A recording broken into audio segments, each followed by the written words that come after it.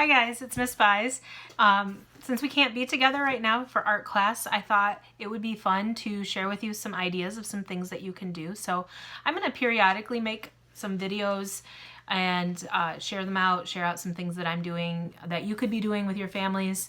And hopefully we'll have a little fun while we're in this lockdown that we're in. So I'm participating in this daily art challenge, and every day there's a different prompt and you can answer it any way you want. Some people are using photographs, some people are making sculptures, some people are taking pictures of things that they own.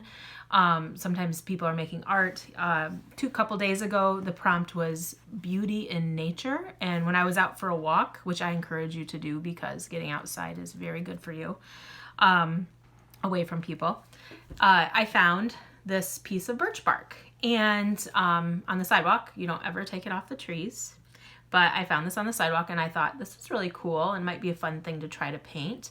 It is really good if you want to get good at art to pick things that are a little bit challenging. So this looked a little bit challenging to me, and so I grabbed some watercolor paper and I used what's called gouache, which is sort of like watercolor paint, and it's sort of like acrylic paint. It's sort of an in-between.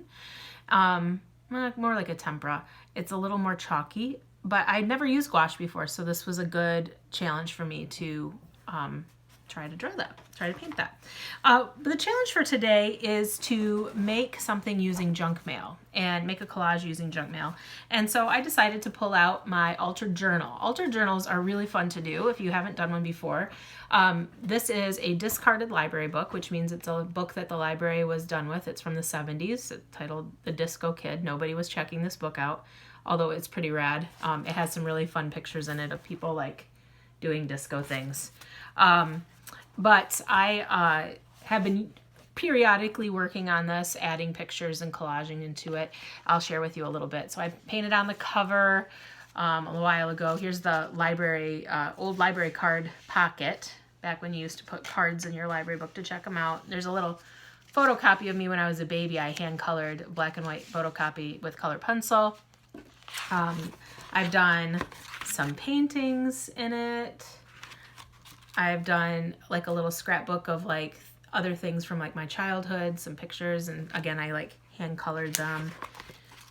And then also just doing some silly things, like this is a cool magazine I found of a guy walking, and I liked the perspective that was happening here, so I just continued it onto the next page in pencil. So sometimes you can just find cool images and then just continue it on into another page. That's a fun thing to do.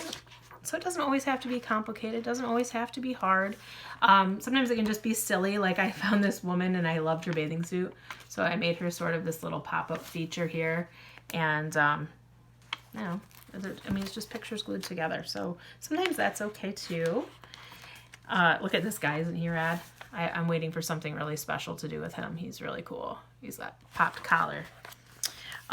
So what I worked on today was a junk mail collage. So I found a bunch of things and a bunch of junk mail, and a couple tricks for collage is that if you're building a collage, sometimes it's good to think backwards. So you want to think about what's in the background, what are you going to put in the midground, and what's going to be your focal point, or what's the most important thing. So I collect all of my images first, or most of my images first, cut them out, and then I start gluing them on. So I found a black and white image of like a woods in Brazil, like a forest in Brazil.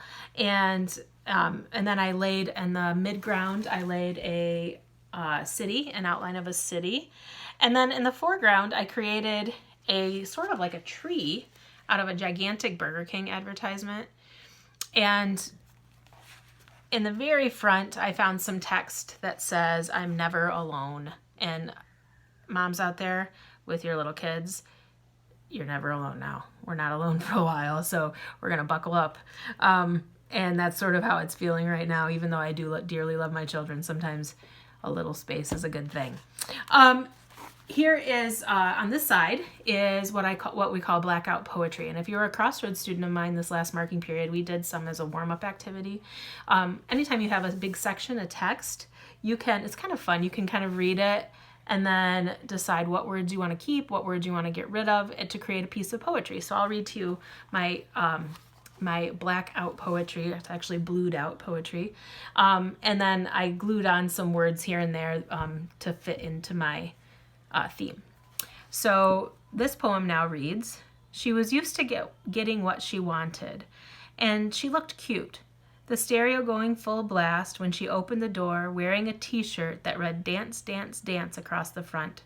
The thought of a peace of mind, worry-free guarantee made her hands sweaty. And so collage is very expressive. It can be timely. It can be something that helps you kind of deal with emotions and things that are going on. And sometimes it can just be silly and be fun. So I encourage you guys to roll up your sleeves, get yourselves a little bit of glue and some scissors. I like to water my glue down and use a paintbrush just to make sure it's more evenly coated and you don't get those like line ribbons underneath your glue. But have fun. Share with me what you're making, and I'll share it out on our Northview K-12 Visual Arts Facebook page. Thanks a lot, and happy creating. Love you guys.